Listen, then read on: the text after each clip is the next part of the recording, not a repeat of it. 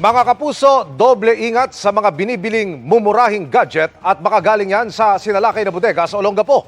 Bistado ang operasyon ng 5 Chino roon kung saan inaayos ang mga reject at sira-sirang gadget galing China para pagmukaing bago.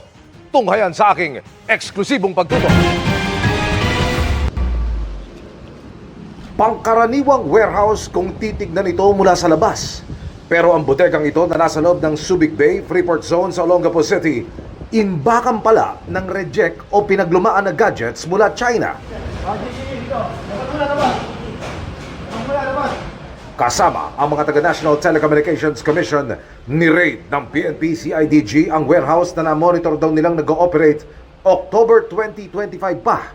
Bukod sa walang kaukulang mga permit, ito rin ang tindahan o pinanggagalingan ng mga ibinebentang substandard na gadgets kung saan-saan. Nakakuha po tayo ng mga sari-saring laptop, refurbished laptop, at assorted cellphone na nagkakahalaga ng 12,195,000. Ito ay galing sa China. Mabibili lang yung mga tablet na ito sa halagang 2,000, ang mga refurbished laptops at mobile phones na ito sa halagang 2,000 hanggang 5,000 pesos.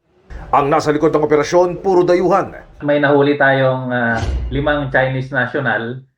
Sila po yung mga nagmamay-ari, yung manager, supervisor, at isang Pilipino. Kung saan siya naman po sir yung nag-act as translator ng mga Chinese na ito.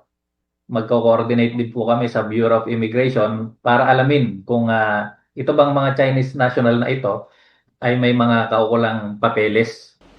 Ayon sa CIDG, isa-isang binubuo ang mga sirang gadgets dito. Sinasalpakan at pinapalitan ng kung ano-anong pyesa kaya garantisado nakamura nga ang tatangkilik, hindi naman nakatitiyak sa kalidad. Wala silang permit galing sa NTC, ibig sabihin unang-una hindi sila nagbabayad ng tax. Pangalawa, pag bumili tayo ng mga ganitong laptop at mga cellphone, wala itong warranty. So kung masisira, kahit nakamura nga tayo, hindi naman natin sigurado yung kalidad. Ang mga suspect na sinisika pa naming makuna ng panig, kakasuhan ng paglabag sa Consumer Act of the Philippines, Unfair Competition Act at Ecological Solid Waste Management Act. Para sa GMA Integrated News, Emil Sumangil, nakatutok, 24 oras.